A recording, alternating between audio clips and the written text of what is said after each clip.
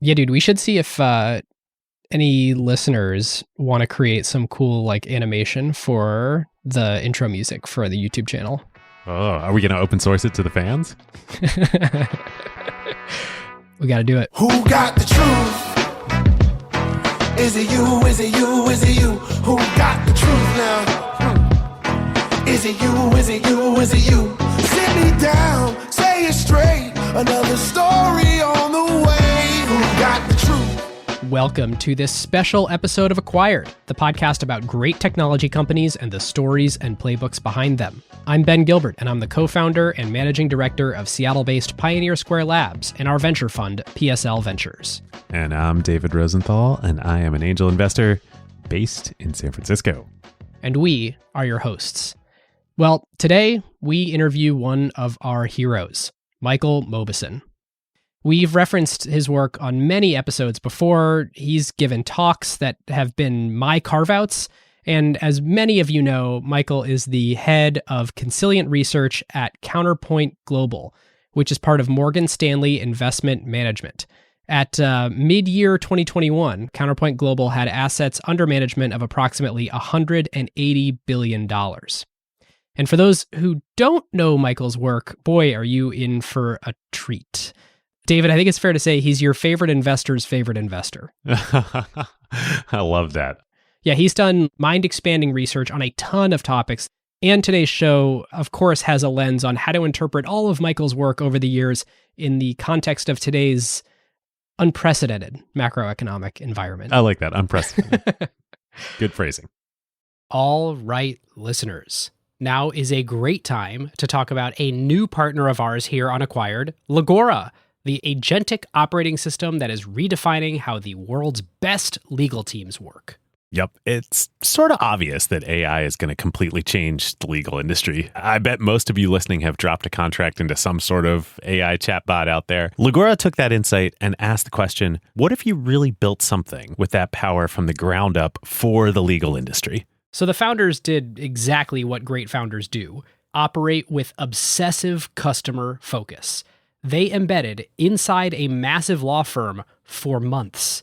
They sat with the lawyers just watching how the work really gets done. And that's how you get features that customers love, like tabular review, where you drop in a folder of hundreds of contracts and it pulls every key term into a grid a lawyer can actually work with. Legora's bet here is interesting. Since it lets each lawyer handle more complexity, any given person can increase the quality of their work and do higher value work. And this means that the pie can grow even as each individual task takes less time. And they recently launched Legora Agent, offering greater intelligence and performance. The agent lets lawyers set an objective. Then it can handle the planning and the execution and delivery of the final product. Legal teams get to maintain full control and transparency since they're still involved where judgment is required. And Legora works where you already work. You can use it within Microsoft Word while redlining or drafting.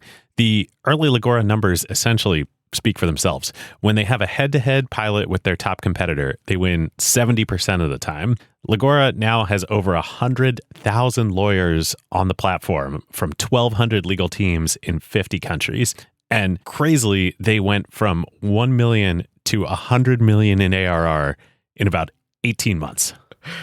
Truly insane numbers. And that is the real test. Plenty of things demo well, but the question is whether a busy associate actually reaches for it during crunch time, or whether a partner trusts it before going into a conversation with a major client. If your legal team wants to check it out, whether you're a law firm or you're in-house at a company, you can learn more at legora.com/acquired and just tell them that Ben and David sent you. As always, this is not investment advice. It's advice about investing, but not any specific investment. Yes, no doubt it'll be educational, entertaining, and Michael's an absolute riot. So without further ado, we'll get into it. Well, Michael, when we all met at Capital Camp, hosted by Patrick and Brent the other week, we knew we needed to find some excuse to get you on the show and discuss all the big ideas that you've had over your career, untangling skill and luck, measuring moats, decision-making, complexity theory. But we thought maybe the best place to start would actually be expectations investing.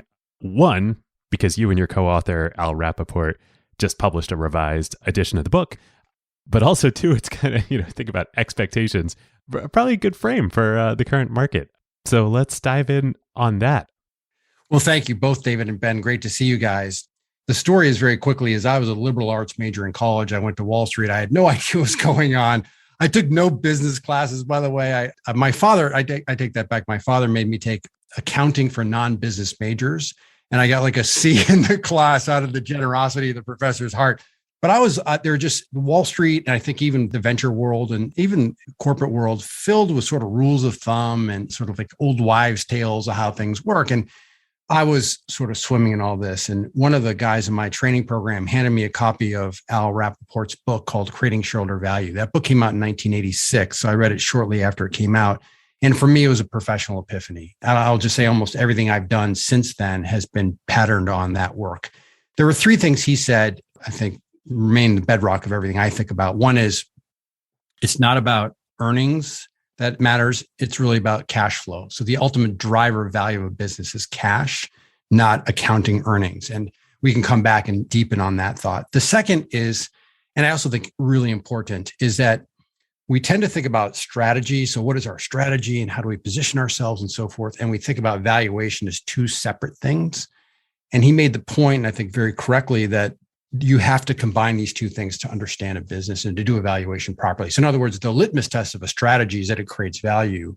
And you really can't understand or value a business until you understand the competitive situation, the competitor set, the growth of the market, and so on and so forth. And then the third and final thing was in chapter 7, it was called Stock Market Signals to Managers. And the argument was, hey, executive, your stock price reflects a set of expectations about the future financial performance of your company. And it behooves you to understand what's priced in. If you want to do really well from the point of view of the stock market, you have to not only meet, but exceed those expectations. I, of course, hadn't met him. He was like some awesome big guy. And I had the opportunity, I started using his work in my work as an analyst. And then in 1991, May of 1991, I had the opportunity to meet with him. And it was absolutely phenomenal. So for me, a real great experience as someone who was trying to learn from the master. We maintained a relationship through the 1990s. And then toward the end of the 90s, 1998 or 1999, he said, it might be fun for us to write a book using the same principles, but aimed at investors. So that was the birth of Expectations Investing. That former one was sort of aimed at executives, at CEOs. Yeah, Ben, it was. And that particular idea of expectations was clearly useful for everybody. And so we write the book. And by the way, we signed it in the late 1990s, right? So the world's ripping and the stocks are doing great and everything. And then, oh boy, that sounds like familiar. Exactly. You may have just jinxed me there, David. The book came out September 10th, 2001. Oh. So if you can imagine a worse time preceding obviously a national tragedy, but really in the middle of a brutal 3-year bear market as we're coming off the dot-com boom into the dot-com bust. So the timing was not great. So it was very well received. And we got, there's a lot of people who are still have used some of the techniques, but the timing couldn't have been worse. So we put this back together. But I went to Al and said, would you like to work on that? And he agreed. He's now in his late 80s. He's amazing to talk to. I still find it every day I talk to him, it's exhilarating and an awesome intellectual journey. So it was super fun working on it. And then the other interesting thing is how much the world has changed in 20 years, of course. So a lot of new stuff has come along. So anyway, that's the story of Expectations Investing. Well, we want to ask you for a spoiler in case people haven't read the book from the first time around, in case it sort of slipped through the cracks in anything else they were doing in 2001, and they haven't picked it up yet. What's kind of the big seminal idea? I don't want to discourage anybody from buying it. So the idea is to say a stock price, or it could really be any asset price, a price of an asset, but let's say a stock price reflects a set of expectations about future financial performance. So the first step is to say, what do I have to believe for this to make sense? Right? And you can apply that broadly. The second step is to say, let's introduce strategic and financial analysis to judge whether that set of expectations is too optimistic, too pessimistic, or about right. And by the way, more times than not, you're not going to have a view that's different, right? But if your views are more optimistic, then you should buy the stock. If your view is more pessimistic, you should sell the stock. And then the third and final thing is, as a result of those things, take action, right? So buy, sell, or hold, or do nothing.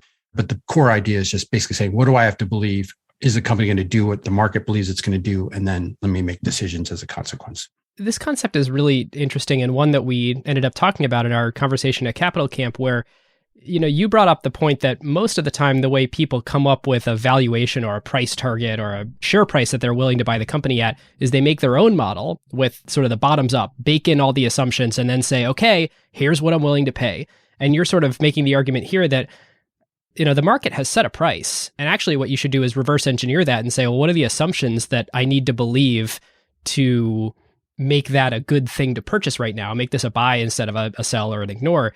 And basically trying to come up with a probability distribution for each of those assumptions. That's right, Ben. And I'll nerd out for just a second that sort of the original framework for a discounted cash flow model was laid out by a guy named John Burr Williams in 1938. So a very long time ago. So he's laying out a DCF model and, it's a little bit complicated. So he's got a chapter 15 called a chapter for skeptics. So he's like, okay, you guys are, you guys doing it a certain way and I'm showing you something new. You're going to be skeptical about it here. He tries to address head on all those skepticisms. And actually, John Burr Williams says, hey, if you think it's too complicated to forecast what you think the value is, use the tools to go backwards. So he actually talked about reverse engineering in 1938, but you're exactly right. And I was trying to put my finger on why it is that people feel so compelled to project value and compare that to price versus reverse engineering price and what it means.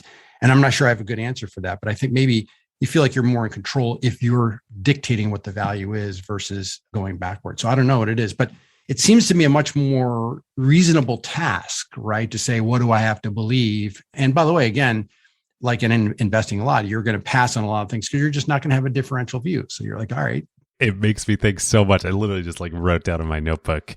It's the famous Charlie Munger quote, invert, always invert, right? What would Charlie do? The Buffett quote is price is what you pay, value is what you get. They're a pair for a reason. 100%. And the other thing I'll just mention, Ben, you alluded to, but I just want to also amplify on it, which is expectations investing, I should have been more explicit about it, is very probabilistic, right? So what we're really trying to do is think through scenarios. So the if-then kind of scenario. So we're getting knowledge that the price today is just one of many potential outcomes. It's actually a price reflecting a distribution of potential outcomes. We want to really understand the richer distribution.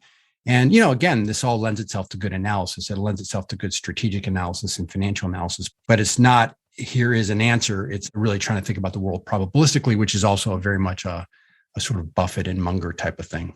Okay, so this is great because think about today's world. Probably even this was changing when you wrote the book the first time with technology, but in Buffett and Munger's original world, the expectations seem to me like they would have been so much more simple.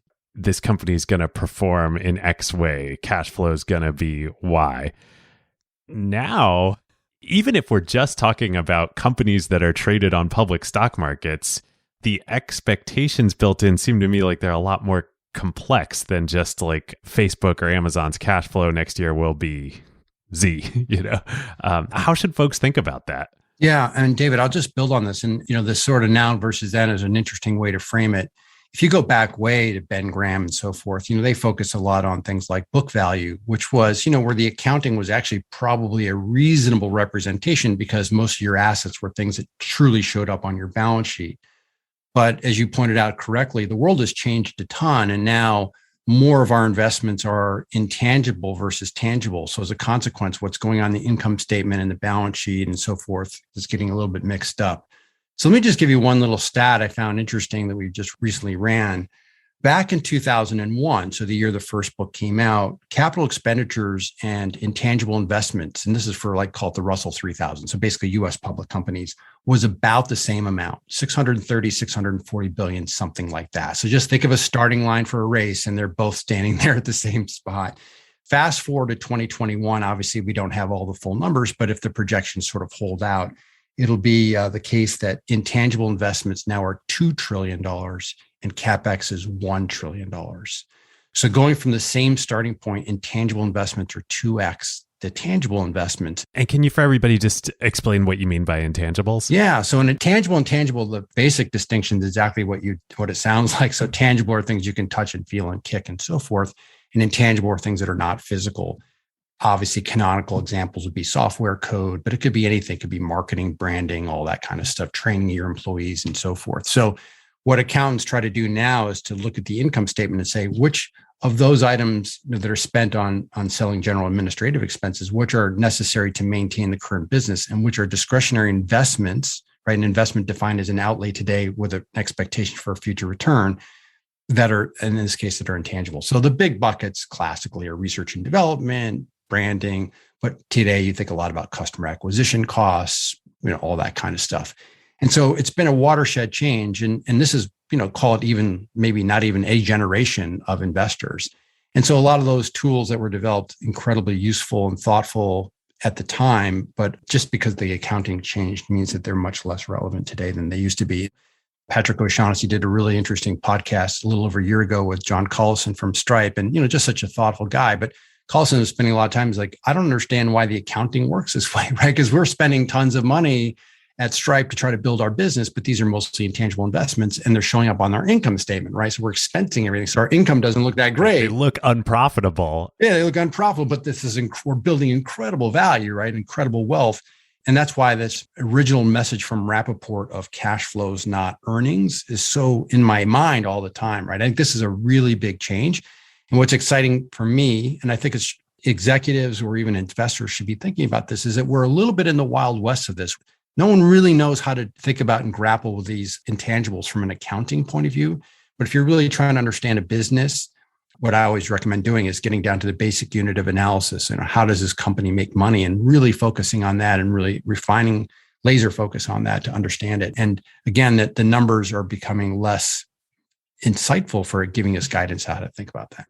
And then the other thing that's been interesting, I think the last 20 years, has been true for a long time, but increasingly software-based companies can be much more global. They can grow much faster, and they can be much more global than businesses in the past. And that's another thing, another feature. By the way, it helps some businesses, but when you have a lot of intangible assets or you're built on an intangible edifice, it also makes you vulnerable, right? So if your product or service does not work, there's not much there left, right? So, right. You're not going to sell for book value. So exactly. So if you think about, sort of the tails, pushing out the tails relative to traditional businesses, that's the way I think about it. There are more extreme good things and more extreme bad things than what we had witnessed in the past.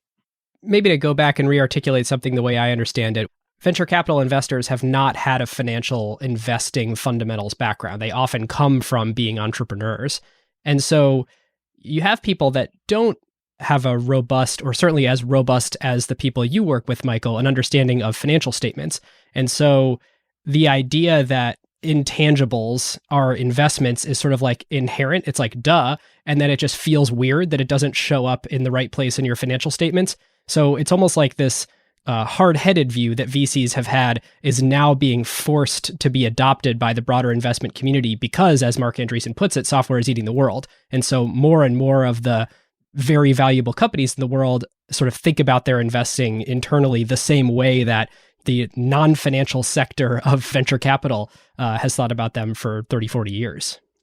Yeah, I mean, I agree with all that. And I do think that the market has sorted this out to some degree, even public companies, right? So I think we're close to a record number, if not a record number, of public companies today that, in quotes, lose money. You can lose money the old-fashioned way, where it's just your costs are bigger than your revenues, but you can lose money the way we're talking about, which is you're actually making very productive investments. And by the way, that's just to take one step back, is the number, when I talk about cash flow, the number we really care about is so-called free cash flow, which is earnings minus investments. And some people think, oh, you want positive free cash flow. Well, the answer is not really. I mean, what you want is, if you can invest at a high return, you want to invest as much as you humanly possibly can, right? That you have access to. And I always like to point out that Walmart, for the first 15 years that it was public, had negative free cash flow for each of those years. Walmart was profitable on the income statement, but they were investing like crazy. And why was that good? Because their stores had great economics. So knock yourself out. And so that's a little bit of the same mindset. It's so much easier for a Walmart to untangle because you can just look at the cash flow statement and be like, oh, I see your operating cash flow is excellent. Then you're investing in CapEx on the investing cash flow portion of the cash flow statement. So you can disentangle that. But with these software companies, it all gets tied up in OpEx, right? So you're investing in acquiring customers, in hiring engineers, et cetera. That gets muddied, right? You can't just look at one number and be like, oh, I see your operating cash flow is excellent, so you're doing the right thing. I want to talk about company analysis. So, Michael, you published the awesome Measuring the Moat paper a few years back that has become basically the Bible for how to do this. And we thought maybe the right way to dissect this I think you teach Ben Graham's legendary security analysis course at Columbia Business School. So like, how do you think about this concept in the course, and how's the course structured? Yeah, so the course structured, and we can dwell on the competitive strategy piece, but I usually like to think about it in four parts. The first is just thinking about markets. And, the fundamental question is, are markets efficient? Are they inefficient? Whether I'm a venture capitalist or a public market investor, if I have hopes to generate sort of attractive returns, how do I go about that? So how do I differentiate myself to do that? And then the last piece, which by the way is the newest part of the course, is on decision making. And what I came to realize, probably 15 or 20 years ago, was what differentiates good to great investors has little to do with their sort of technical skills, like their ability to build spreadsheets or whatever, and much more about their temperament, and in particular, their ability to make decisions under some sort of stress or tension. So we'll come back to decision making. Real quick, I got to ask, what's the story of how you came to teach this legendary course? Because this was so awesome. I mean, all this stuff is luck, right? So I joined what at the time was the first Boston Corporation's now Credit Suisse as a food industry analyst in 1992. So liberal arts major gone, food industry analyst. Exactly. So think General Mills and Kellogg's and Campbell's Soup and all that kind of stuff. That was my industry. So I'm a new guy and I'm like plugging away. And by the way, I'll just say that from the very beginning, I loved to hang out with the technology guys because I just thought they were the coolest guys and they got to work on all the cool stuff, right? That's how I got to know like Bill Gurley very early in Bill's career when he was an analyst and just like a cool guy working on cool stuff. So there was a guy there named Charlie Wolf, who just the greatest guy. And Charlie was actually a tenured professor at Columbia Business School who decided he had a sabbatical year, decided he wanted to do equity research of all things. And every firm turned him down except for First Boston. And they gave him a job. This is like now the late 70s, early 80s. And they said, what industry would you like to follow? He's like, well, there's this new thing called personal computers. Maybe I could do that. And they're like, personal computers? Yeah, nobody cares about that. Yeah, go ahead and take that industry. So anyway, so Charlie was the PC analyst and like, so there's like Apple coming public. And, oh, man.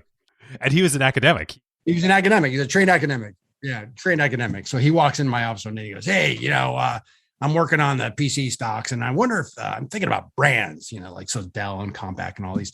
He's like, what do you know about brands? You're a food guy. So I was like, I don't really know that much about brands actually, but I'm like, here's some stuff I've done and, you can check it out. And of course, just to be clear, this is me coming right off working on the Rappaport stuff, right? So I'm using an approach that, you could argue is a little bit more academic than that was traditional on Wall Street at the time. So he comes back the next day and he goes, yeah, there's not that much about brands in here, but you should teach at Columbia Business School. So I was like, wow. Wait, what? So how do you make this connection? And I think at the time, he had a connection to this school and they were looking for people to teach security analysis, right? Which is, this is the course that Warren Buffett, the whole reason he went to Columbia was to take this course. Yeah. Right? I don't want to overstate all this. It is called security analysis and Graham did teach a version of all this, but many people have taught it over a long period, so in other words, I'm not unique in any way in this way, but so then he asked me to teach it and I went up there and you can also, when you're in New York, you can bring in great guests. And so it's a fun experience for the student. So I started doing that in the summer of 1993. So this year, 2022 will be my 30th year of doing this in a row, which is actually really cool. So that's the story on how I got there. And so let me now delve into Ben's question about competitive strategy. And I'll just say that, I don't know if people really recognize this, but the very first version of Measuring the Moat came out in 2002. So nearly 20 years ago.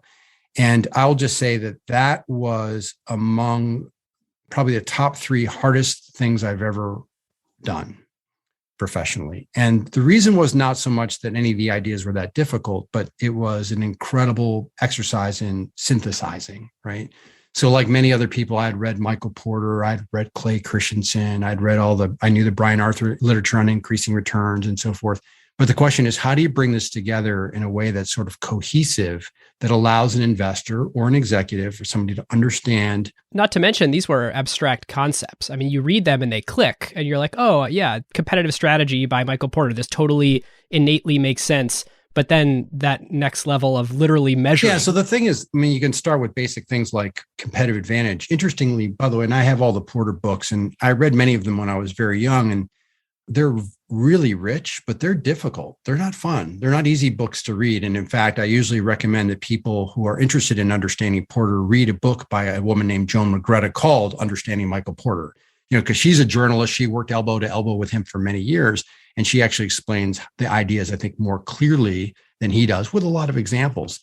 So here's an interesting question. What is the definition of a competitive advantage? If you say a moat, and it turns out that Porter himself never really defined it. And so we argue that a competitive advantage should have two features. One is an absolute one is a relative one. The absolute one is you should have returns today or returns that are promised to be above your cost of capital, right? So in other words, cost of capital is simply an opportunity cost concept. So if I'm taking $1 here, it should earn above what that dollar could earn somewhere else in terms of opportunity cost. And then the relative one is you should be better than your competitors, right? If we can define a competitive set, you should be better. That's a competitive advantage. So Ben, your point's exactly right. We wanted to start with something a little bit quantitative in the sense you could hang your hat on it. And we try to measure that by things like returns on invested capital.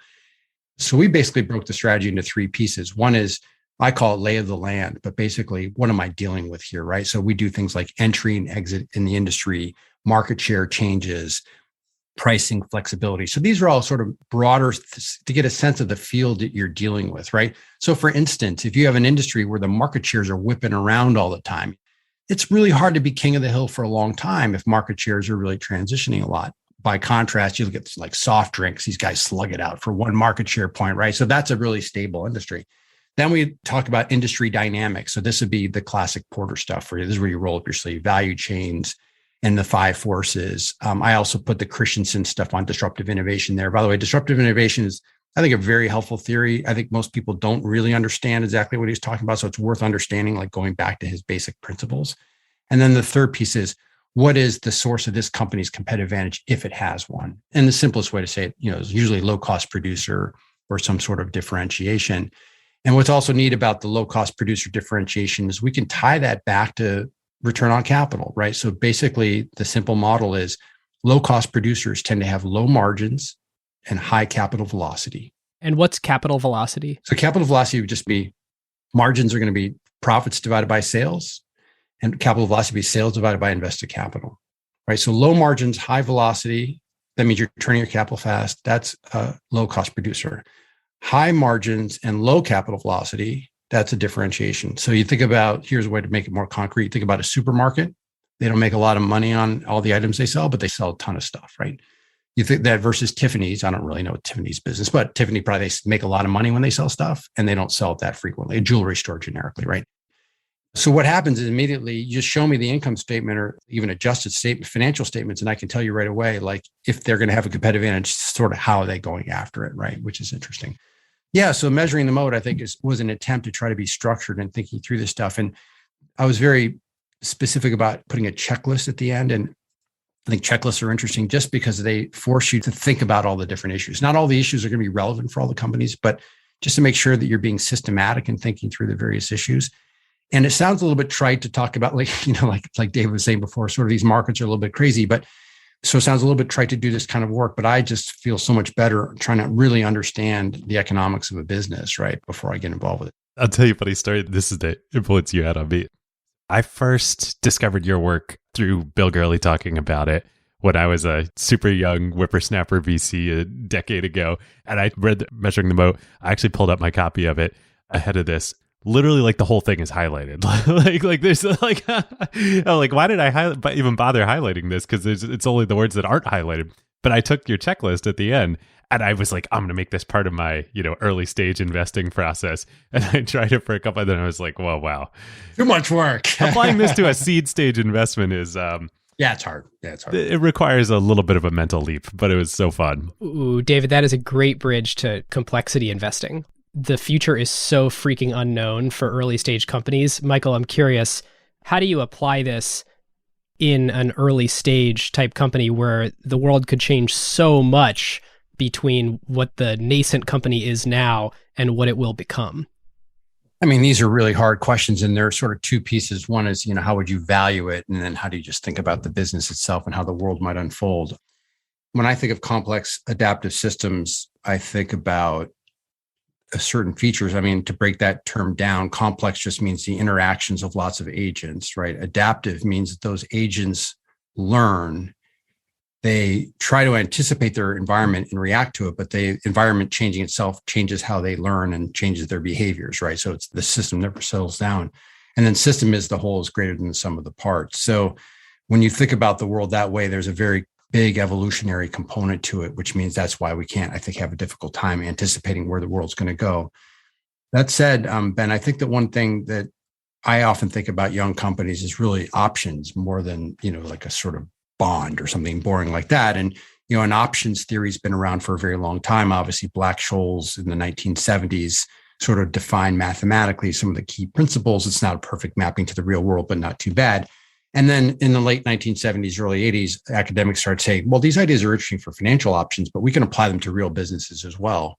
And so how do we think about that? So where real options tend to be valuable is when you have sort of 3 or 4 characteristics in place. First is it's good to have volatility in the market, right? So there's an interesting thought that's a little bit backwards, right?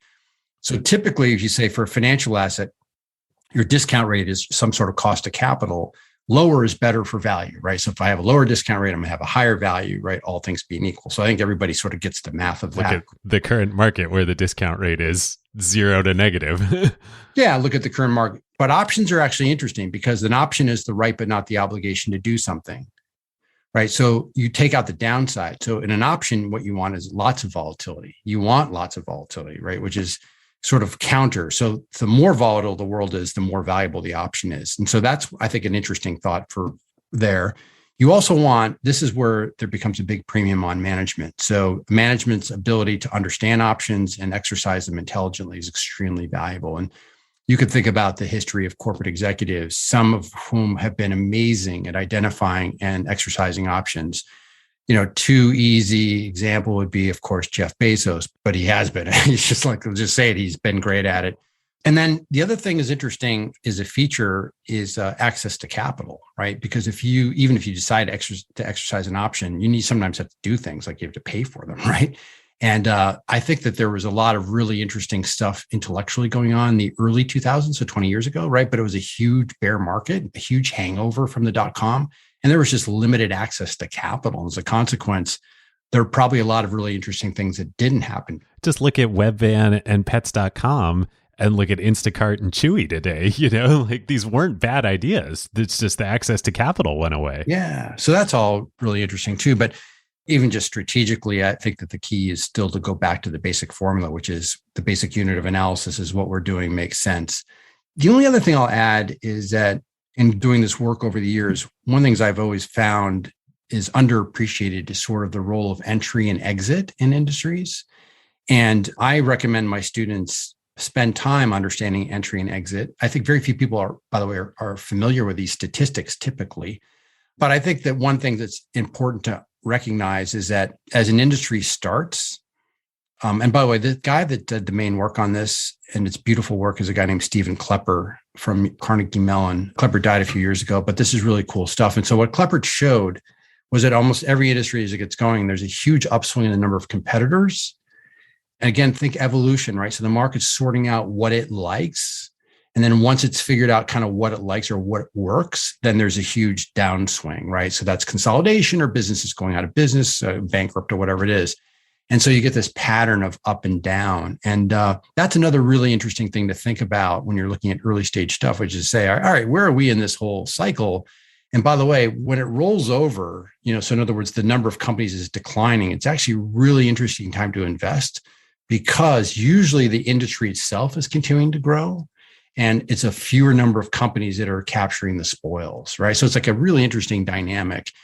We wrote a little bit about this. I mean, Klepper is obviously the guy, but you can do this for industry after industry. Certainly automobiles would be a classic example, radio, a lot of it in the internet for sure, disk drive. So there are lots of cool examples of this pattern playing out over time. So those are just some thoughts that might be fun to think about and play with.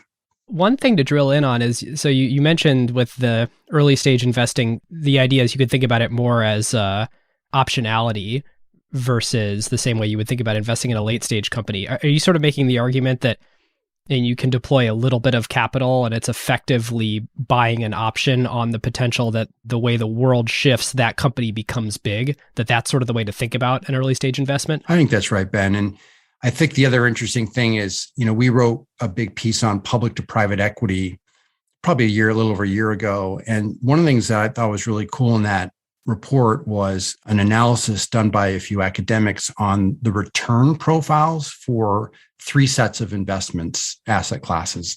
The first were venture, right? So I think they looked at 30,000 venture deals, some gargantuan number of venture deals. And then they looked at 15,000 buyouts.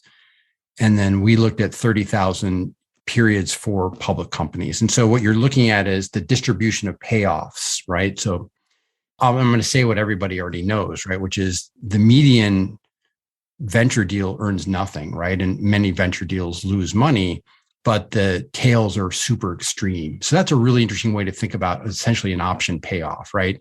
And then buyouts were a little bit, a bunch like 25% lost money, but most of them kind of did okay, but a little bit more more skewed than the public markets. And then the public markets look much more like a bell-shaped distribution. So in a sense, the interesting question is like, what is the best set of frameworks to map what we actually know empirically the payoffs look like? And that's why even in venture, it's like you think about, especially early stage venture, I mean, whether the thing's worth 50 million or 100 million, if it's going to be worth 10 billion in 10 years or 3 years, like it doesn't really matter that much what you pay for it today. So that's why these sort of extreme outcomes obscure the sort of first day. And that's why you always, these funny stories about people like, oh, we passed on Amazon because it was too expensive. It's like, it made sense at the time, but in retrospect, obviously those things don't look like they make sense, but they do make sense actually. Yeah. I mean, to the extent that something is in the pool where it could be the next Amazon, if it's truly early stage, then it's worth kind of any price at that early stage. But the trick is determining if it is of the set of companies that truly could be the next Amazon. That's why you're also building a portfolio of these things, right? So obviously, if you're, for example, a founder or whatever, you're going to have most of your skin in that one game. But if you're a venture person, you're going to spread out your bets a little bit and hope that, these are very familiar patterns that you just hope a couple things in your fund are the ones that hit and sort of pull the wagon along for everything. Yeah. Well, I think the reason why I had a tough time as a young VC applying your measuring the moat checklist to early stage investments is I didn't realize the paradigm of what the asset was that I was buying. It was an option. And so you should think of it as an option, this framework we were just talking about, versus if you're buying a public security, you should think, I don't even know what the right word is of that type of asset that you're buying, of an option versus yeah, it's just more of a cash flowing business that's clear and more almost like a fixed income, where we have sort of visible and predictable to some degree cash flows. Yeah, no, exactly. I think that's not a bad way to think about it. Yeah. Okay, so before we move on from your class, and since we're in valuation land a little bit here, and we are in, as they say, unprecedented times, let's take the most extreme example of having to work backwards from price. So for fun, let's look at Tesla and say, like, when the margin of safety is as narrow as it's ever been in making an investment in any asset, because multiples based on any aspect of a business are at all-time highs, how are you sort of walking through an exercise with your students of working backwards from some ungodly valuations of companies and where it still may make sense to invest? Yeah.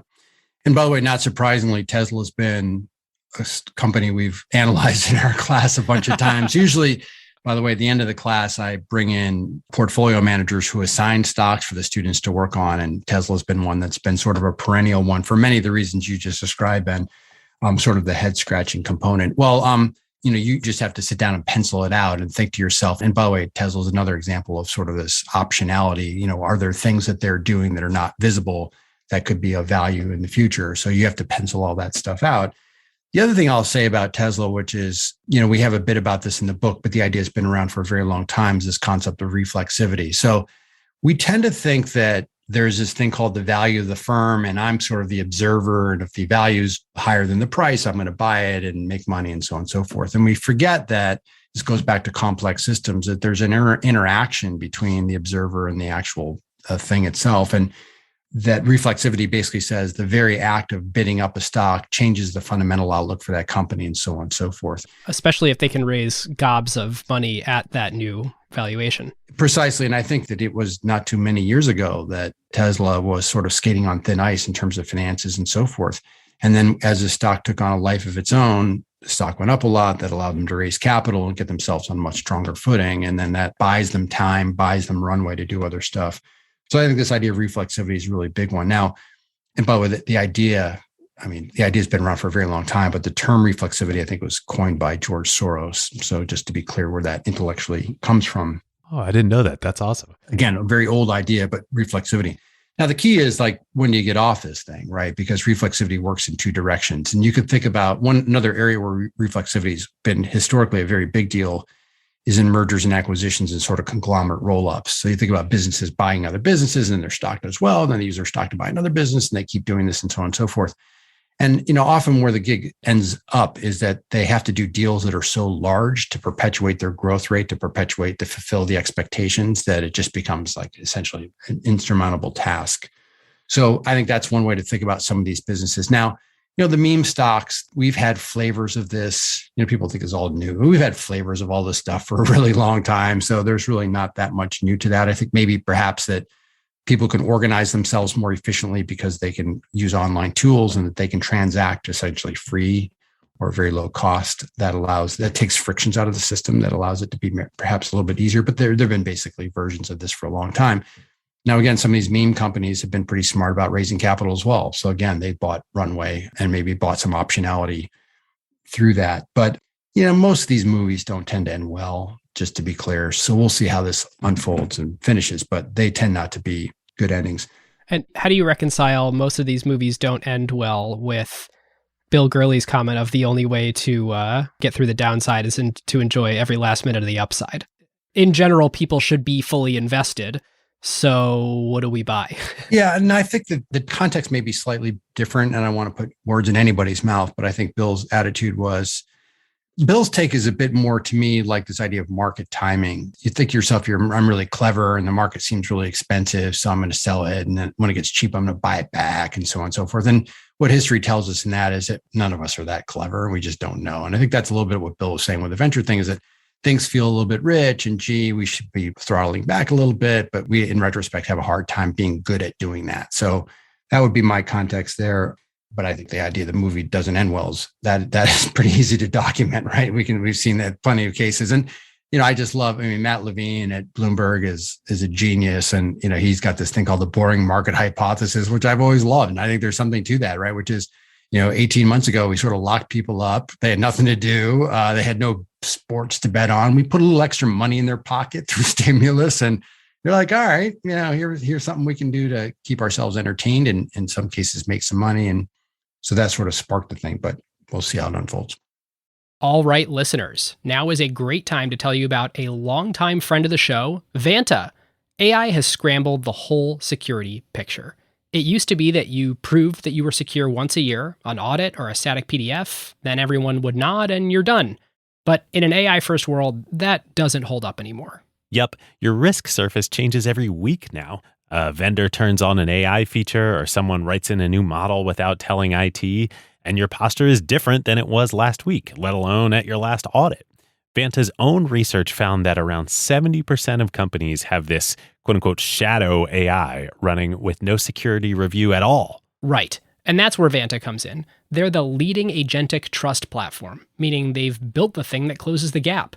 And the way that they close that gap is Vanta Agent. Think of it as a GRC engineer, that's governance, risk, and compliance, except that it's software and it doesn't sleep. It finds the issues, drafts the fixes, and cuts the time that you'd spend on vendor assessments in half. In half!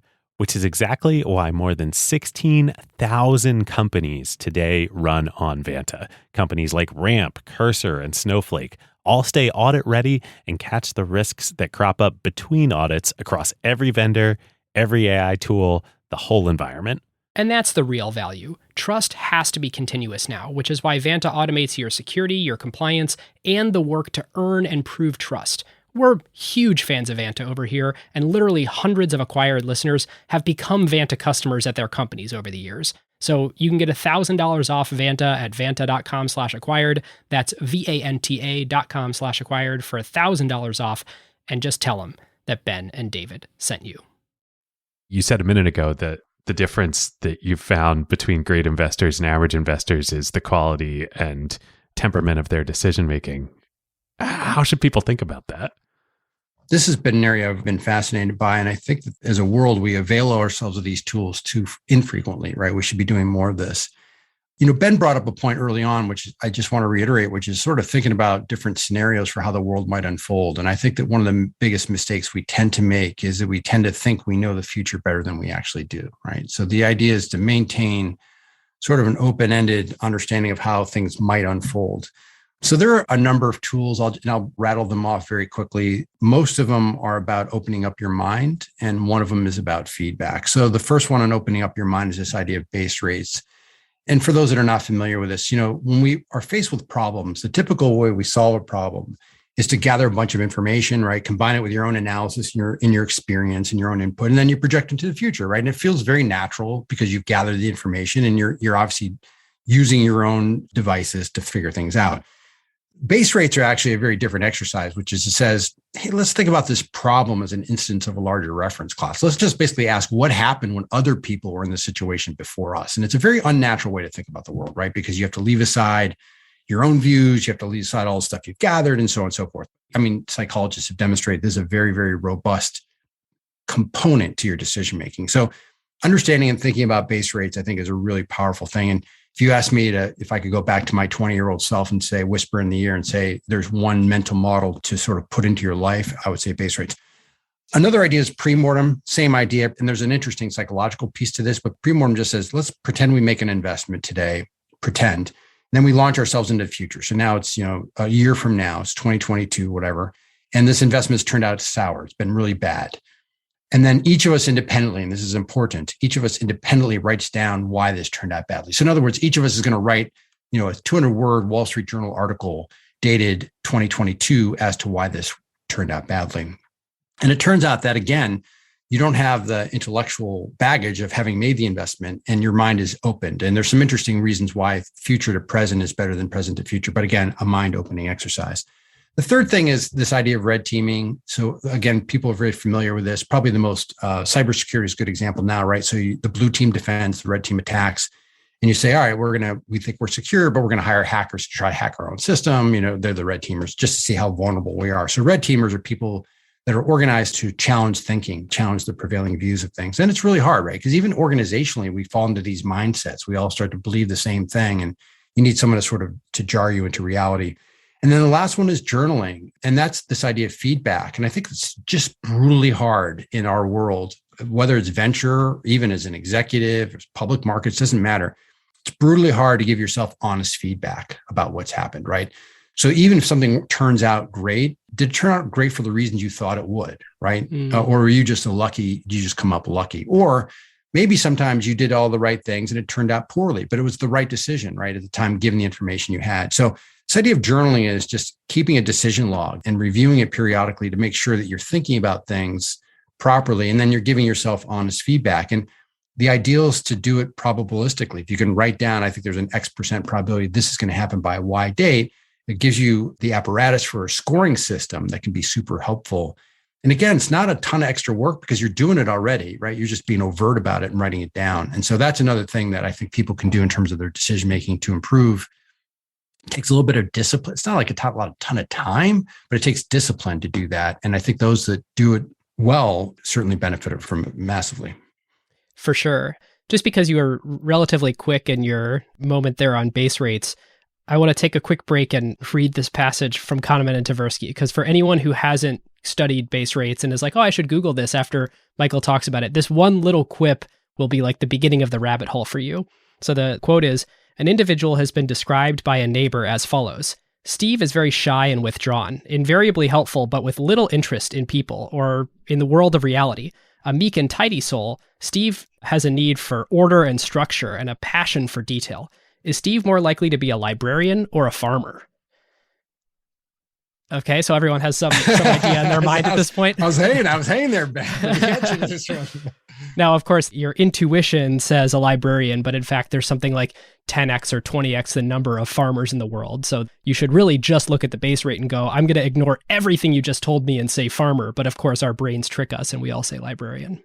One of the things we might want to talk about is a little bit of the stuff on luck and skill. So can we dive into that a little bit? Please. Oh, this is one of my favorite books. So look, I just think that one of the most fascinating topics out there is this idea of untangling skill and luck. So I was able to write a book about it about 8 or 9 years ago. And what inspired you to write the book, by the way? It's so good.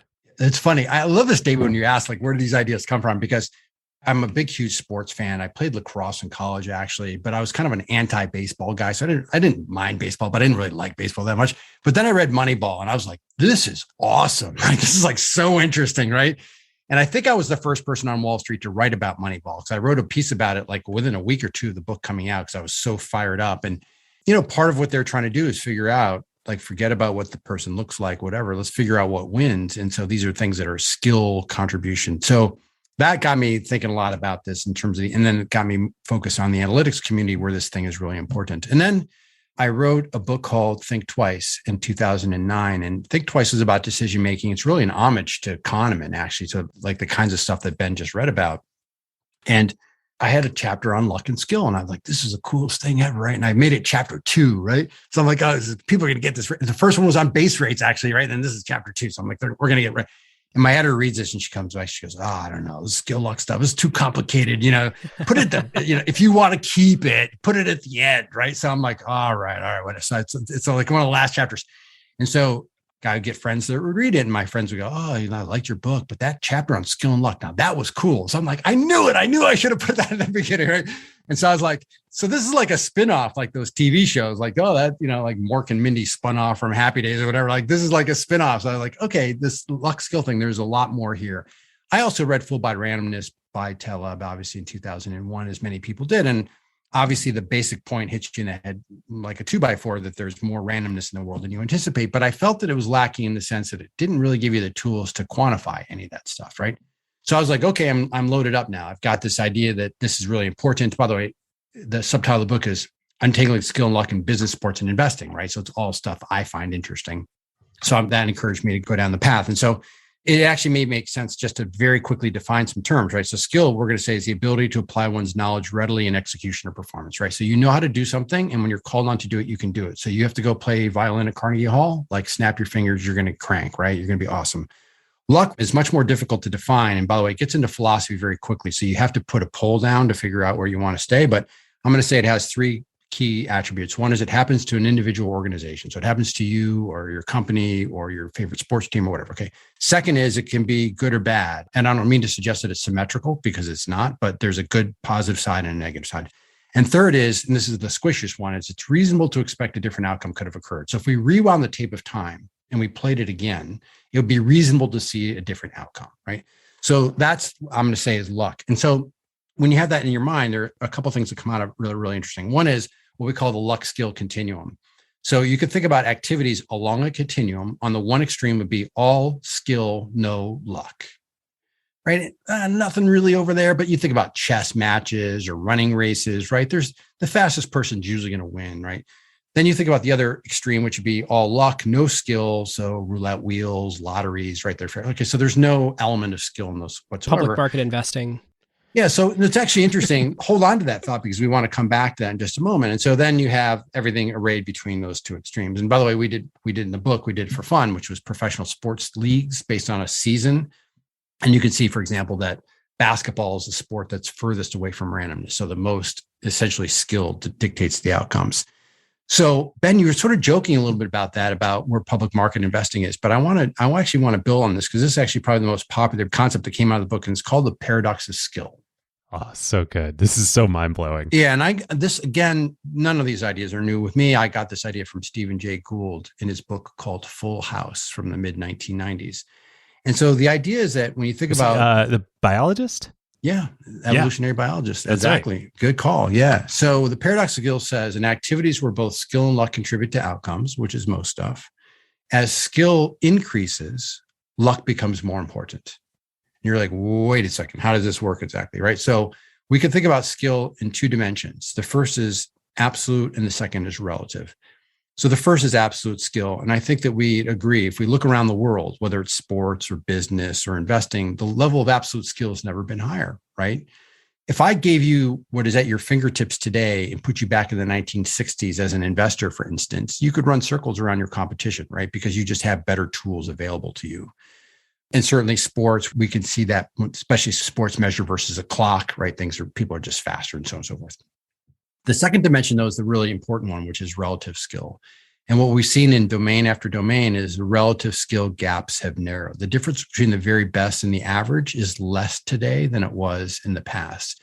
And you could think about all sorts of tons of reasons. For example, sports leagues are super easy, right? Because you think about like the NBA used to be, certain types of players from a certain part of the country. And now it's a completely global market. The best players anywhere in the world will be found and they'll be drawn. Like Wilt Chamberlain could just like totally dominate back in the day. But if Wilt were playing in the NBA today, like he would have a lot more. Right. In fact, this is how the whole thing got going was Stephen Jay Gould wrote about Ted Williams, who hit 406 in 1941, that very magical year. And by the way, Ted Williams, and he was almost exactly a 3 standard deviation event.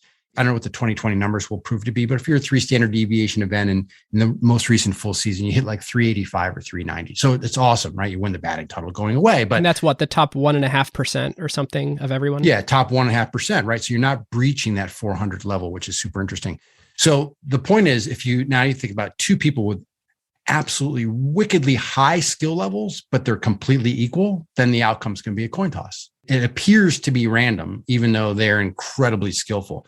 So it's funny because I still play like beer league hockey. And so the hockey guys are the hockey players are the most skillful guys. And it shows up as a very random sport in our system.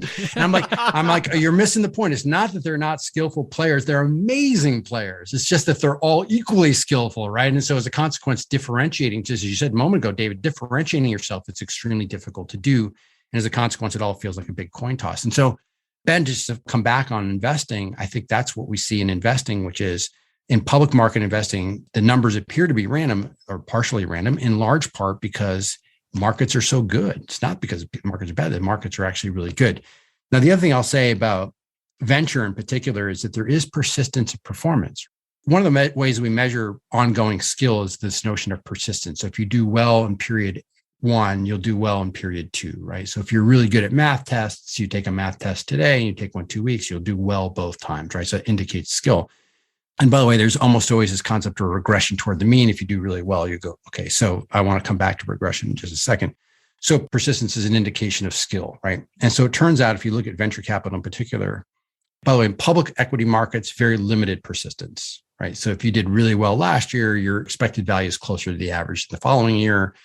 Buyouts, they used to be persistent. Now it seems to be much more closer, not so much persistent, but venture, we still see a lot of persistence. And that's the top 10%, maybe top 20% do really well over time. So if you can get access to one of those funds and invest with them, you tend to do very well. So the interesting question is, why is that? You guys might have better views on that. I have a pet theory as to why that is, but there is persistence in venture in particular, and that stands out relative to a lot of other asset classes. And then here's the last thing I want to say about this luck and skill thing, which is, and this goes back to base rates, right? Which is, wait, we can't let you get away with that. We want the pet theory. Okay. Well, yeah, for sure. All right. Come on. This is my pet theory. So you guys can tell me, you can shoot me down, but it actually came out of network theory, but it's this idea called preferential attachment. So for example, website traffic tends to follow power law. And there are power laws all over the place, right? But we don't always know what the causal mechanisms are. We can build mathematical models that generate power laws, but they may not be representative of the real world.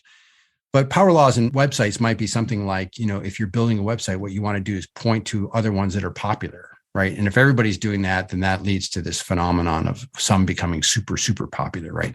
So the theory would be something like preferential attachment in venture, right? And there's a little bit of evidence to this. This is a very academic way to say they get the best deal flow. They get the best deal flow, exactly. But there's a big caveat here, which is if you're a great startup, you have to know that you're great, right? And then you have to know to call Sequoia or Benchmark or Andreessen Horowitz or whoever it is, right? There has to be identification on both sides.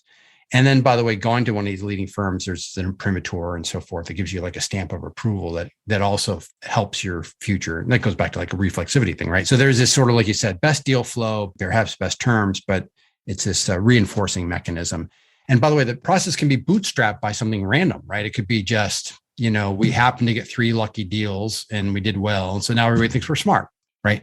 One of the most testable hypotheses, and I've not really seen really robust work on this, but one of the testable hypotheses would be something like, if a partner leaves a leading venture firm and starts his or her own shop, If it's like the person's genius and skill, then that should port. And if it's the preferential attachment, that would not port, right? So that's an interesting way to test that. My feeling, without looking at the data, is it does not port, or it does not port nearly as well as the individuals might hope it would. Right, exactly. And so let me talk a little bit about regression toward the mean. And this is interesting. And we'll just try to close out this thought, which is base rates, right, is this idea of like just statistical, base foundation. And then the inside view, which would be, let's just look at my own analysis and what I know about the world, right? So it turns out that on the all skill side, all you need is the inside view. So if you're running, you might be a good chess player, right, in your local club, but if you're playing Magnus Carlsen, it doesn't matter. Your win-loss record does not matter, right? So Magnus is going to beat you every single time he plays you. By contrast, there's no regression, right? There's no regression. And then if you go to the complete luck side of the continuum, there's complete regression. So you won the lottery yesterday. That's awesome. But your expected probability to win the lottery today is the same as it was yesterday, which is minute, right? So it goes back to complete randomness. So you can actually figure out not just, we all know that regression toward the mean happens, but you can actually figure out the rate at which it happens by understanding sort of where you fall in this continuum, which is super cool. It's a very powerful mental model. And by the way, if you're a sports fan, I mean, you could go on all day about this stuff, right? Because almost every sports statistic has these features, and you can figure out how fast players will regress based on these statistical concepts. Well, this is interesting. This leads us to, there's a question that David and I have been like bickering about since the end of our Berkshire Hathaway 10-hour extravaganza. And David was sort of asserting that in this world where investment returns happen so much faster than ever before with tech, and especially in crypto, yes, Warren Buffett was very impressive, but the next Warren Buffett will be even more impressive. And my pushback to David is, well, no, everyone is competing on this global playing field now. And so it's so much harder to get the type of returns, especially at the amount of capital that Warren was investing. The paradox of skill has gotten so extreme. Yeah. So Michael, my question for you is, will we ever see someone who has the 60 plus year track record that Warren did ever again, or will no one ever be able to match that? It's a fascinating question. And this is another Stephen Jay Gould from the same book, where he says extraordinary streaks are a combination of skill and luck, right? If you think about it, you can't have a streak without having a lot of skill and a lot of luck. You need both components to it. So what we're arguing here is the luck piece hasn't changed, right? So that's the world. Maybe some of the outcomes are more extreme, but luck is basically the same thing. Although we could talk about there's sort of independent event luck, like rolling dice or whatever. And then there's sort of social phenomenon where we get these power law outcomes. But basically that whole thing is roughly the same. And then I think if we're arguing that skill has become more uniform, then it would say that it would be very difficult for people to replicate that. So there are certain statistical streaks that I think are going to be very difficult for people to match or exceed. Joe DiMaggio, 56 game hitting streak. And by the way, there are a bunch of books about DiMaggio streaks. Some of them are right over on that shelf over there.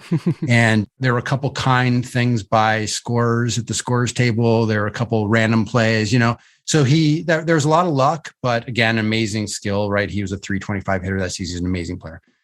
We're going to talk about Ted Williams. Bill Miller beat the S&P 500 for 15 years in a row. I think that's going to be very difficult for anyone to do again for the same reasons we talked about. So there are certain streaks I think they're going to stand. Eventually they may get broken, but they're going to stand the test for a long time. So it's going to be difficult. And I mean, Buffett is amazing and so forth. Obviously when you're moving as much capital around as they are today, it's just a much taller task. If you think about the Buffett partnership from the late 1950s to the late 1960s.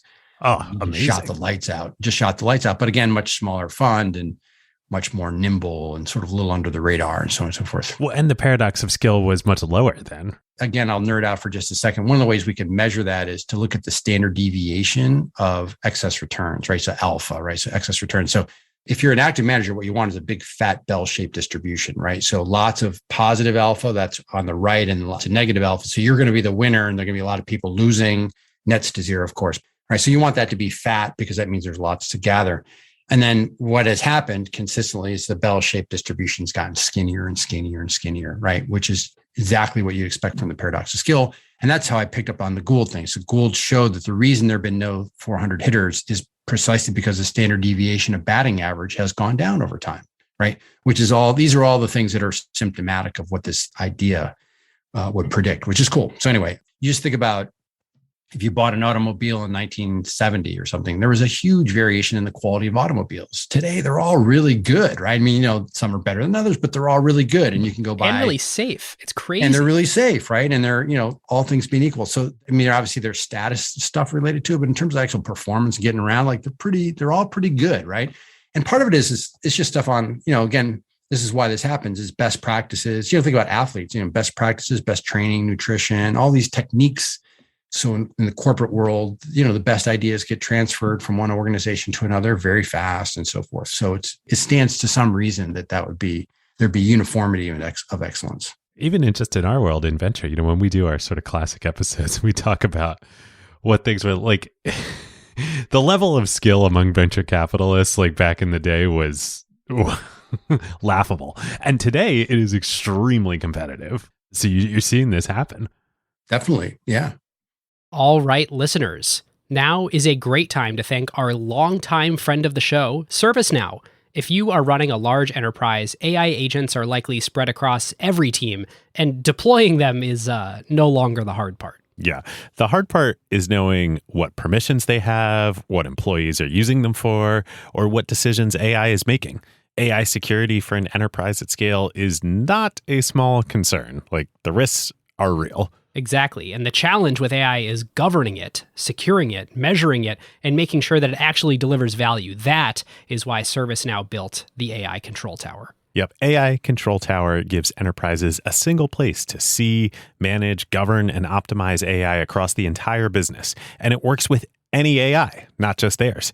Every device on your network, every permission across every system, every AI agent visible and secure in one place. And ServiceNow can do this because they've spent more than 20 years building the operational backbone of the enterprise, the workflows, governance, approvals, security controls, and institutional knowledge that power how work actually gets done across IT, HR, customer service, finance, and security. ServiceNow already runs more than 100 billion workflows annually and trillions of transactions for more than 85% of the Fortune 500. So when companies need a place to govern AI at enterprise scale, they're building on a platform at the center of how their business already operates. And in a future that isn't going to be one AI, it's going to be thousands of AI agents working across every function of the company. But the question is, who's managing them all? So if you're trying to turn AI ambition into real business outcomes and make it work safely, securely, at scale, go check out servicenow.com/acquired and tell them that Ben and David sent you. All right, well, that's a great lead into a discussion on, Michael, your career path. So the world of investing today is so much more competitive in every asset class than it was even in the mid-late 80s. David, especially as you're alluding in startup investing. I mean, it was shooting fish in a barrel at that point, and now it's you need to do a lot of things to be the best. And Michael, I'm curious, if you were 18 years old today, what do you think you would do with your career?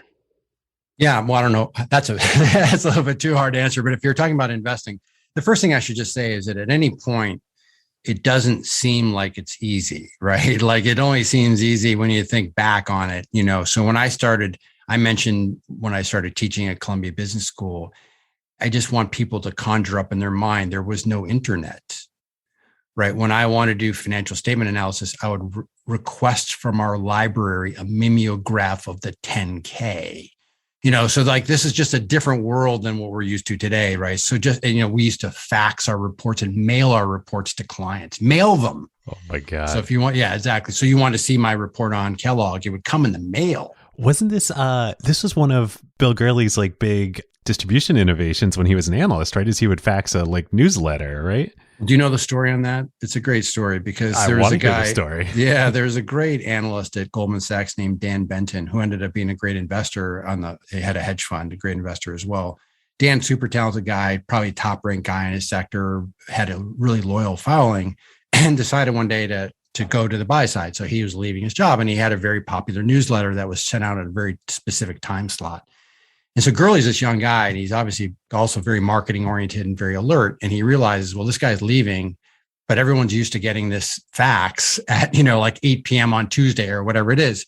So he's like, I'm going to launch above the crowd, and it's going to come at the exact same time that Benton's thing used to come. And he's just going to be a pure substitution. It was completely brilliant. And I mean, obviously that's great marketing, but it was also great content, right? He had great stuff. So the combination of those two things really helped catapult him. Again, it's content, but it's content and good distribution. So yes, that's the point I do want to make. It doesn't seem that easy at the time. But going back to your question, I'm slightly dodging your question, Ben. No, but I'll go back to your question, which is as a broad concept, if I were to go into investing, the one thing you want to think about is this idea of looking for easy games, right? So the metaphor is poker, right? Which is if you like to play poker on Friday. So if I call you guys up and I go, hey, David, Ben, I'm having a poker game at my house Friday night. Would you like to come over? And so me like to make money. You'd be like, oh, yeah, that's cool. Like who else will be there? Who else is playing?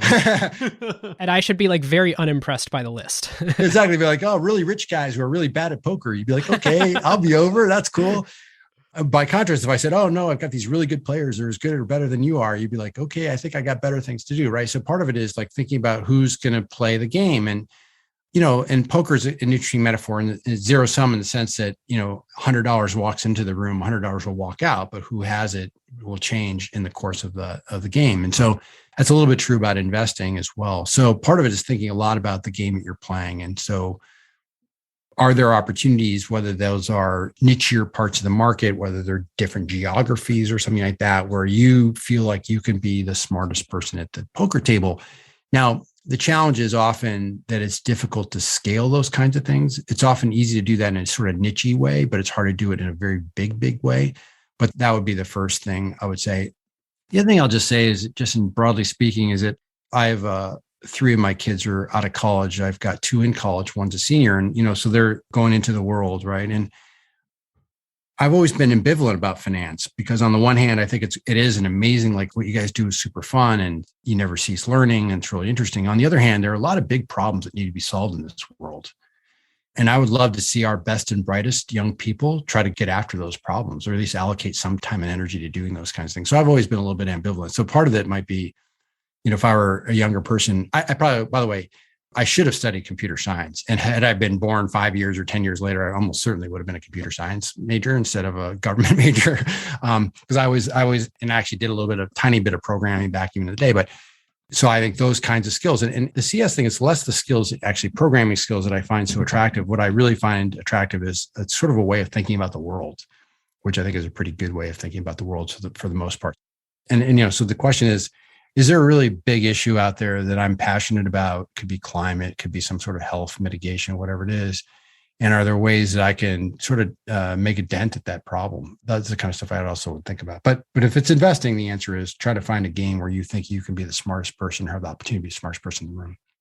Do you have any inklings about, and it's okay if you don't right now, but I think everyone listening can sort of muse for themselves, where do I feel like there's not enough smart people running and I can go be king of the hill over here? Do you have any inklings about where that might exist in the world? No, I mean, investing, I don't like, I would just try to stick to investing where I think it's the most clear. There are a couple of things that are interesting. One, certainly I would go geographically, right? So are there markets where I can land on the ground, whether they're frontier markets or what we would call smaller emerging markets where really the due diligence and shoe leather will get you ahead of the game. In the US, it might be, for example, in private equity, a lot of people talk about this, but if you're doing buyouts, are there segments of the markets or geography of the country, for example, where you think you could do something that's interesting? The other thing in public markets, one of the interesting ideas is that most public companies are now in index funds or ETFs or something like that. And so they're fairly well trafficked and studied. The question is, can you develop a list of companies that are not followed by analysts, that are not in indexes, that are not in ETFs, right? That might be a little bit neglected.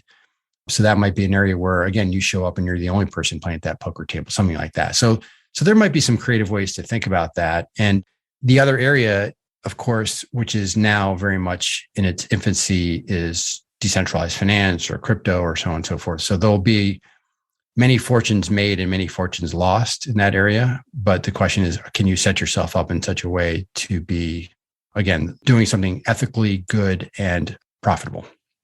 All right, one last question in our little fun wrap-up round here. It took us all of human history to see the first $1 trillion market cap company. And then in like 18 months, we had a couple more $2 trillion companies.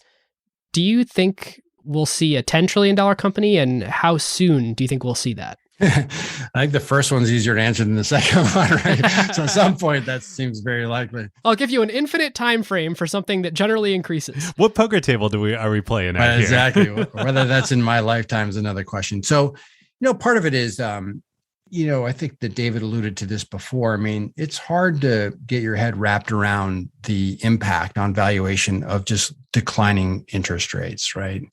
So I don't know where the 10-year Treasury note today is around 1.4, 1.3%, something like that.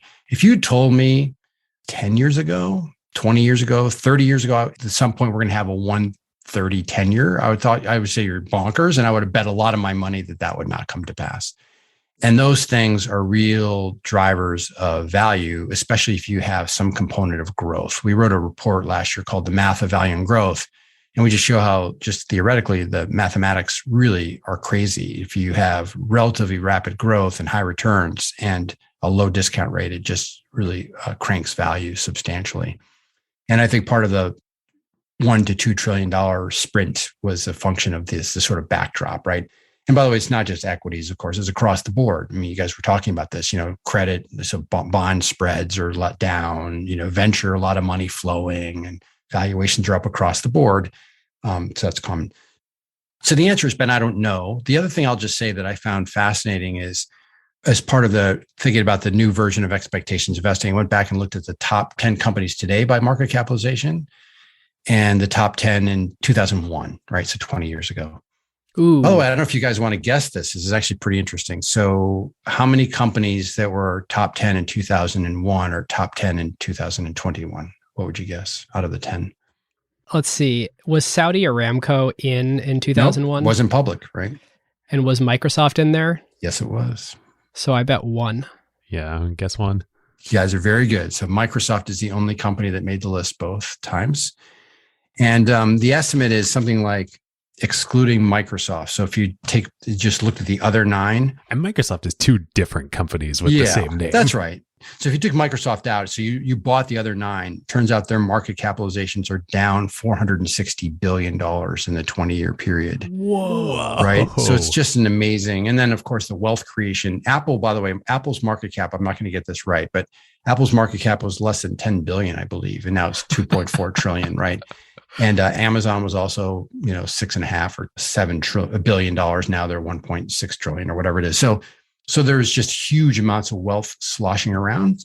Interestingly, by the way, 3 of the top 10 companies today were not public in 2001, and 2 of the top 10 were not founded, had not been founded yet. Facebook hadn't been founded, and I see you driving a car. Is Tesla one of the top 10 most valuable companies in the world? In the United States.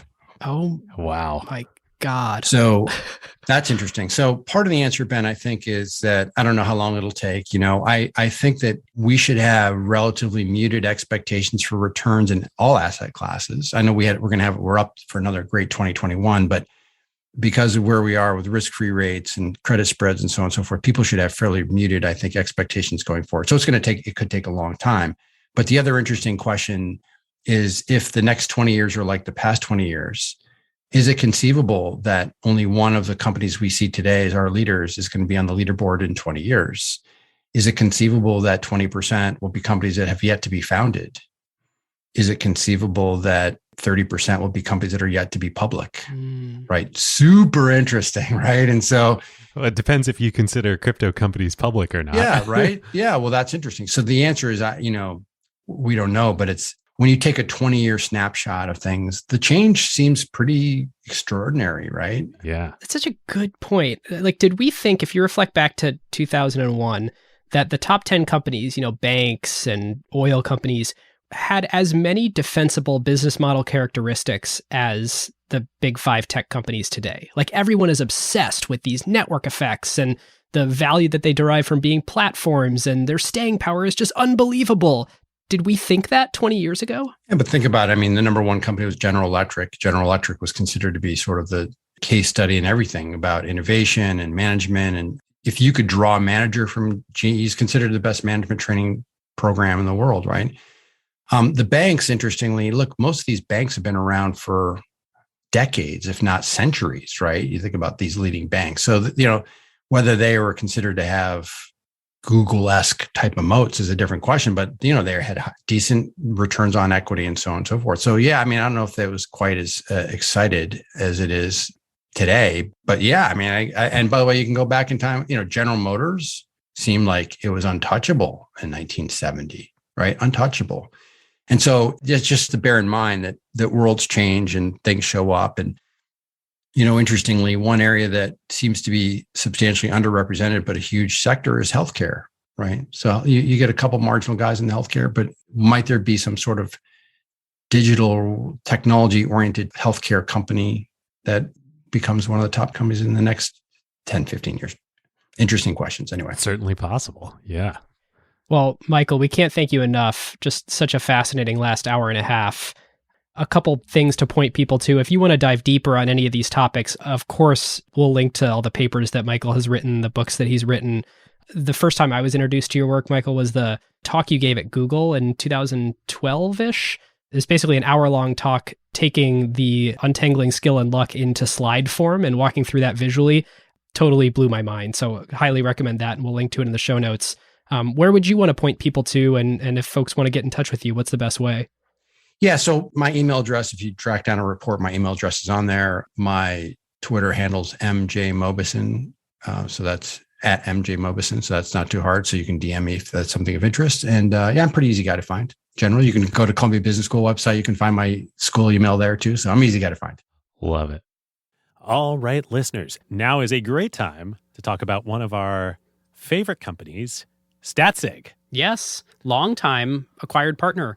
There is a reason why the best product teams at companies like OpenAI and Notion, Atlassian, Figma, Rippling, Brex, and more rely on Statsig, whether they are iterating on their core product features or shipping AI-powered experiences at scale. Yep. In the crazy speed of today's AI world, shipping fast is just table stakes now. It's basically trivial to build and deploy your app constantly. The real advantage is how quickly you learn what changes actually created value for customers and how fast you can use that signal to guide what you ship next. Whether it's a feature tweak, a pricing change, a performance improvement, or an AI update like a model change or prompt adjustment, they're not relying on instinct. They're measuring what actually moved engagement, retention, and ultimately revenue. And as more teams build with AI, that learning loop becomes even more important. Building with LLMs introduces non-determinism into your product experience. The same input doesn't always produce the same output, and behavior can shift in subtle ways in real-world use. So doing offline evals will give you part of the picture, but you can really only understand the impact once your product is live with real users, and then you can measure how their behavior actually changes. It's very different than the way that you would ship features in a pre-AI world where you knew exactly what the software was going to do in production. Yeah, exactly. So this is where Statsig comes in. It brings experimentation, feature flags, and product analytics into one unified system so teams can ship safely, test rigorously, and directly link what they changed to how users actually behaved. The result is a tighter feedback loop and learning that compounds over time, so you don't just ship more, you ship better. So if you want to make learning your competitive advantage, whether you're building new AI experiences or just evolving your existing core product, go to statsig.com/acquired to get started. All right, listeners, that is all we have for you today, except we have an announcement. Some of you who are in the Slack at acquired.fm/Slack already know this, or if you follow us on Twitter at acquiredfm, you know this as well. But we just launched the Acquired Job Board. Woo! This is big news. Shout out to super intern Sandy Kim for putting this together and quarterbacking the whole project. But as many of you know, we have a jobs channel in the Slack. It's been a great way for listeners to share opportunities with each other forever. And now we've made a job board to basically start curating some of the opportunities we're super excited about out there in the startup ecosystem. And for those of you out there thinking, I kind of wonder what I'll do next, we got a great set of jobs for you at acquired.fm/jobs. If you're like, I love listening to this show and I wish I could work with like-minded people who also listen to this show, that is now possible. Acquired.fm/jobs. David, anything else? It really is cool. A huge thank you to Sandy. Sandy is so awesome. If you're in Slack, you probably already know Sandy. And two, like, it's so cool that like we can do this now and the infrastructure exists. We use Palette. Like, these are the companies in the community and the companies we care about. This isn't like monster.com. Like, it's nothing against Monster, but probably not where most of you would go to look for your next career. No. And speaking of the community, if you want to become an LP and dive deeper into the topics we cover here, you can do that at acquired.fm/LP. There are over 50 episodes in the back catalog, plus new episodes coming out as well. Got a few in the pipeline we are super excited about, both crypto stuff and non-crypto stuff. And you can join acquired.fm/LP. And we encourage you, if you liked this episode and you were like, someone else out there should really hear the gospel that Michael Mauboussin is preaching, you should share this episode with them as well. And of course, while we love all the social media stuff, we really value the one-to-one relationship. So send it to a friend, send it to a coworker, and thank you so much for listening. All right, listeners, we'll see you next time. See you next time. Who got the truth? Is it you? Is it you? Is it you? Who got the truth now?